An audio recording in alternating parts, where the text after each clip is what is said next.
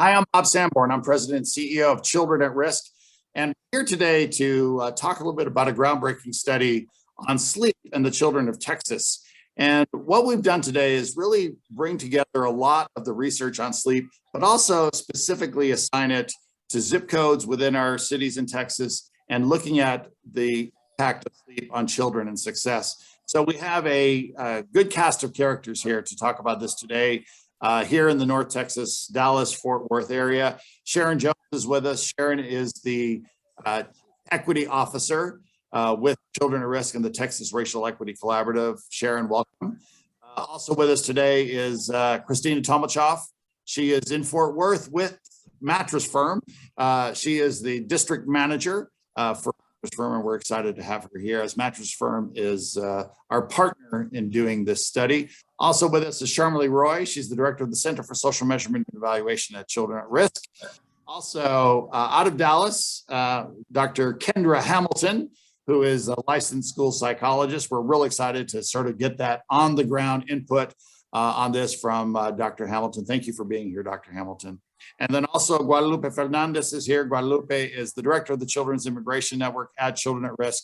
And Guadalupe and I will do a little bit of discussion in Espanol about the study for La Prensa Latina, and we'll do that sort of near the end of the press conference.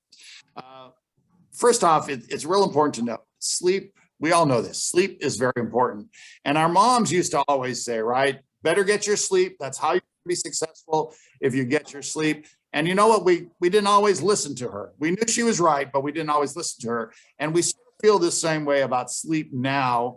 As we talk about it, is that all of us in Texas understand that sleep is important. We all understand it's important for our kids, but we aren't always listening to the advice of getting that good sleep. And so as we've done the study, we've looked at to see what impact less sleep or sleep insecurity has on some of our kids. And what we're seeing is that across the state of Texas, that this has an impact on the health kids and the academic success of our children. And so one of the things that we've done is we've created these maps that we're going to be able to put in the chat box for you to see. It's also part of our report where we could see these sleep deserts in each of our cities in Texas. So we can see right here in Dallas, right here in Fort Worth, where are those sleep deserts? Where are the zip codes where children are having much more difficulty finding sleep, and in turn finding success because of that sleep insecurity. Study after study across our country shows that kids who don't get the correct sleep, don't get good sleep, are much more likely to have health problems, including being overweight, including mental health problems. They're much more likely to engage in risky behavior. And moreover, we also find that while pediatricians understand the importance of sleep, very rarely in pediatric office visits are pediatricians addressing this and what needs to be happening with children and sleep. So we're here to talk a little bit more about that. In regard to public policy, there's a lot that we could be doing in our state. Moreover, really focusing on some of those issues around poverty, which have an impact on sleep, something that we really need to be doing. And also looking at the time that kids are in school and what times their day starts, what times it ends. So daylight savings, daylight standards becomes part of the discussion about what we should be doing in regards to making sure that kids get good sleep. In our study, we looked at 11 different variables to come up with this idea of what sleep insecurity means for our children in the state of Texas. So we looked at levels of family and child poverty, the rate of shift work that parents were being engaged in, crowding in the homes. We looked at the mobility rate, the student homelessness rates. In regards to health factors, we looked at obesity, mental health, food insecurity and hunger. We looked at the disabled child population, and we looked at children that are indeed working, those teenagers that are working, what impact does that have on their sleep? And with all of that, we came up with these sleep insecurity deserts where we saw a significant number of kids that weren't sleeping well here in the Dallas-Fort Worth area. What happens when kids don't sleep well? Again, it's clear they're less successful. They're less successful with health-related problems. They're less successful in regards to academic success. It also means that here in Texas, the future for many little Texans when they don't get that sleep is not as bright as it could be. And so that's very important to us to make sure that all of these kids have a bright future. It starts many times with parents, right? They aren't the whole solution, but we could start with making sure that parents are on our side. They're that first round of defense, the first responders in the life of children. And so we've set, based on the research, what are the recommendations that parents can begin to follow, including setting a regular bedtime. Very important. Not enough families are setting a regular bedtime. Kids love routine, including when they go to bed. They're going to have a sounder sleep when they have a regular bedtime. Read together. It's real important to calm children down, to get that literacy in, even if it's the same book, day after day. Kids love that stuff. And so we want to make sure the parents are reading or singing with their kids before going to bed. Exercise is a key part of this, right? Making sure that earlier in the afternoon, maybe the family takes a walk together or does some sort of activity together, so that increases that little bit of exercise and becomes part of a habit. Eating dinner together. It's not always able to we're not always able to do it. Everyone has had problems with that, but we all know the research is really clear. When families can eat together, they should eat together. And that's important. Keeping the bedroom cool, the sleeping area cool, so that kids aren't overly heated is also very important. Making sure that you're not near screens, shutting those screens. And then for babies, it's safety first, right? Making sure that you're following the pediatric advice around how babies should be sleeping. When it comes to policy recommendations, the key pieces of policy around alleviating poverty are key to the success of sleep. So when we think about the child tax credit, that's a key element for success in regards to alleviating poverty, and it really helps with sleep. I think the easier one of these policy solutions is to look at that time change. Should we eliminate daylight savings or daylight standard? The key is not which one do we choose, but it's eliminating those time changes, which are very hard on kids for sleep, but also hard on them academically. When we look specifically in the North Texas region here in Dallas, we know that there are over 29,000 kids that are sleeping in sleep deserts as we speak right now. We also know that schools within those districts, and I'll name just a few, these are schools that we have to really pay attention to. Kids that are going to these schools, it's a red flag in terms of how are policymakers going to pay special attention to schools that are in the middle of sleep deserts, like schools like Francisco Pancho Medrano Junior High School in Dallas ISD, or Joe May Elementary, also in Dallas ISD. Those schools respectively have 38% and 26% mobility rates. Those are very high mobility rates. We know that there's significant sleep insecurity going on there. In Fort Worth, Tarrant County, one of the things we know is that over 30,000 kids in Tarrant County are sleeping in a sleep desert as we speak. And when we look at elementary schools in Arlington ISD, Anderson Elementary has a 19% rate of mobility. And then if we look at A.V. Cato Elementary in Castleberry ISD, another school that has 17% mobility, and another school that's in one of the middle of these sleep deserts, and we need to pay attention to that. So as we look at this issue in its entirety, it's all about the success of our children, the success of Texas, because our future lies in our children, and making sure we're doing the right thing. It's a new lens of looking at the success of our kids, but a lens we should be paying special attention to. Sharon Jones, in regard to equity, I know this is a key thing when we talk about sleep inequity, and we're seeing a lot of it in Texas. We are, and thanks for this opportunity to talk about sleep as both a basic need and a human right. And as we talk about equity, we know that in Texas, that where a child lives decides how well they're going to sleep. And without support for parents and families and schools, kids won't be able to develop as they should and develop in an equitable fashion. There are neighborhood factors such as light, noise, pollution, crime. All those things lead to a sense of safety and quality of sleep. Access to green spaces so that they can exercise as we recommend, grocery stores so that they can eat nutritiously as we recommend. And we also know that segregation stemming from historically biased policies manifests in some of our sleep disparities because of the environment. Dr. Bob talked a little bit about our sleep insecurity index, and we know that the three components of that are low socioeconomic status, sleep environment, and individual level factors. And using that index, we find that neighborhoods most at risk for sleep insecurity had considerably high rates of low-income families, low rates of educational attainment, and that Black and Brown children were disproportionately represented in these highest risk communities. And so our estimation of sleep insecure children is the number of kids experiencing those risk factors in the zip codes within the relevant counties. And equity is measured by the size of the chasm between those who are sleep insecure and those who are not. And so as we turn an equity lens toward the ability to have quality and quantity of sleep necessary to develop, we have to look at the challenges that kids face in their communities and how we need to overcome those so that they can be considered sleep secure. Thank you very much, Sharon. One of our partners in this endeavor was the Mattress Firm, and we're really excited to have them as a part of this. Christina Tomachoff is with the Mattress Firm in Fort Worth.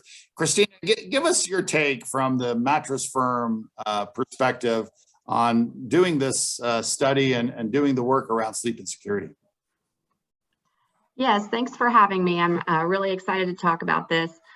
So at Mattress Firm, we obviously believe that all families and everybody in that family deserves a comfortable place to lay their head, right? And ultimately, we feel that the mattress is really going to be a good foundation for quality rest. But we also understand that there are other factors that can affect how well we sleep. So, consistent high quality sleep is going to be critical for a child's long-term health and development. And it's a basic need that every child deserves to have met. And I feel confident that it's a need that every parent wants to be able to meet for their children, right?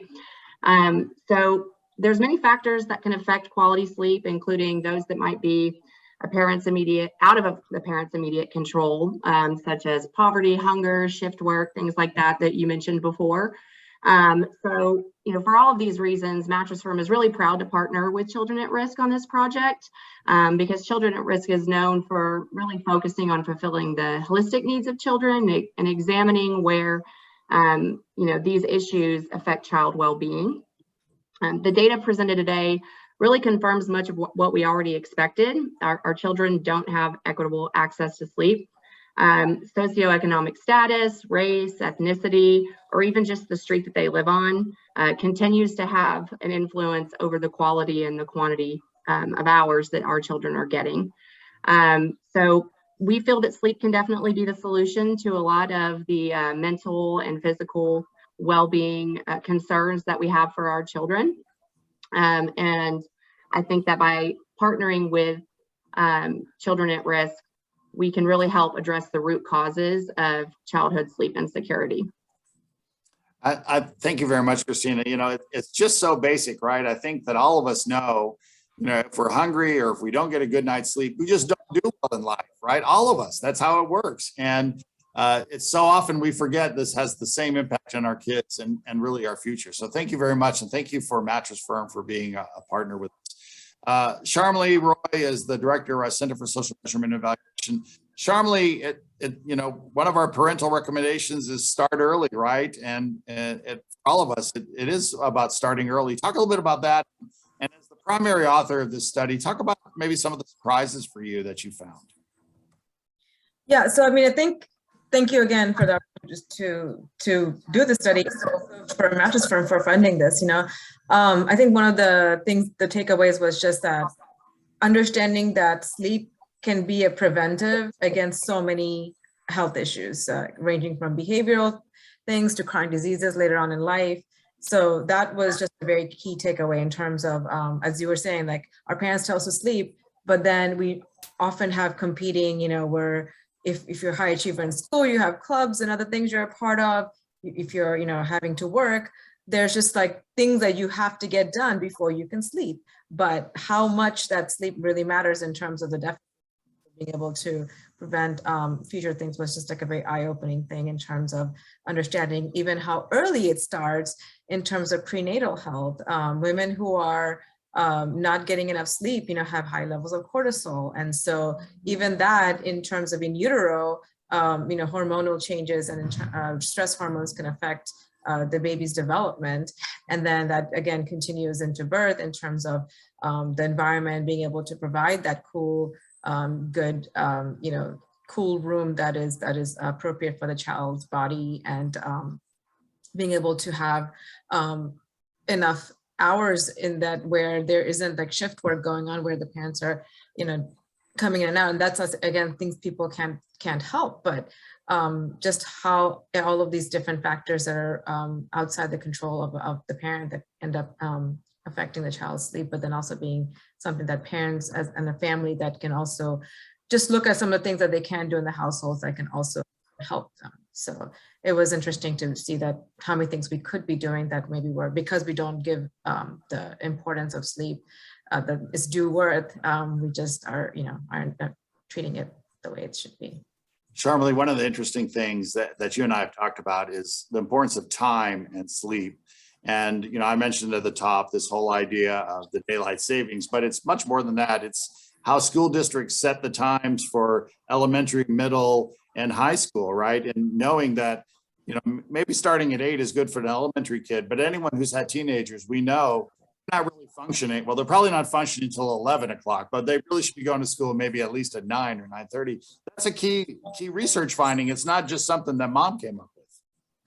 Right. It is definitely one of those things that there is research around how children develop, and we're saying like sleep wake times in terms of when their brains actually are able to function. So for a younger kid, early start time is just fine, but then for as they get older, as they become teenagers, 8:30 is the appropriate time. And this has been studied a few times, even Texas legislature, in terms of trying to understand the importance of when this good school time start time should be. And then also, with this thing in the Senate going on about the changing to daylight savings, that's another thing, that disruption of the time, that hour change every twice a year. And for adults, there've been adult studies that show more accidents and more, like things happening in factories and stuff because of those during those weeks right after. So it's not something to take light of, but for children, I think it's one of those things that we should also think about start time in terms of if we want to change school start time, does it also negate it if we move to daylight savings versus standard time? I know you were saying it, one or the other, just the disruption twice a year is bad, but I think some of it is also about what does that mean in terms of how early they end up starting in winter. A couple of other things I wanted to quickly, sure. Yeah, as we were talking about just changing gear a little bit, some of the factors that are part of the sleep study, we have the 12 factors that we looked at and made it into this index. Some of the things, that were a little bit more risky in this area were things, such as you mentioned, mobility, school mobility. So that, again, another thing that affects children is if you have 30 to 40% of children who are in the middle of a school year or like not being able to stay in a school year in one school. So that disruption of readjusting definitely affects children as well. Yeah, I think it's interesting as we delve into the report, there's so many things that could have an impact. Some things that are easily fixed, and we know there's some easy fixes around mobility, right? But I think it's interesting that we just looking through this new lens of sleep, I think just makes it so important. Dr. Kendra Hamilton is with us. She's a licensed school psychologist. Kendra, you're seeing this stuff on the ground. You're dealing with these kids that are dealing with a lot of these issues. Talk a little bit about the importance of sleep and what you're seeing. Yes, just in regards to one of the main impairments that we see, we definitely see impairments to brain functioning, right? And then we see that this has a trickle-down effect on the mental health and the physical health of our children. So some of the mental health issues that we're seeing is irritability, right? Higher levels of stress, anxiety, moodiness amongst our children, which can lead to behavioral issues within the school setting. Then physically, we're seeing issues in regards to higher levels of illnesses, higher levels with or lower levels of physical energy, growth-related issues, and other things regarding just weight concerns and things along that line. So there are a lot of different issues that we're seeing mentally and physically in regards to that. But it all starts with how the brain is functioning due to that lack of quality sleep. When you look at some of the recommendations around sleep, not everything is easily implemented, especially when you're dealing with a range of family incomes and challenges. When you see some of these simple things, is it something that's going to help families? Absolutely. I just think one of the main things that you all highlighted about the consistency in bedtime routine is huge.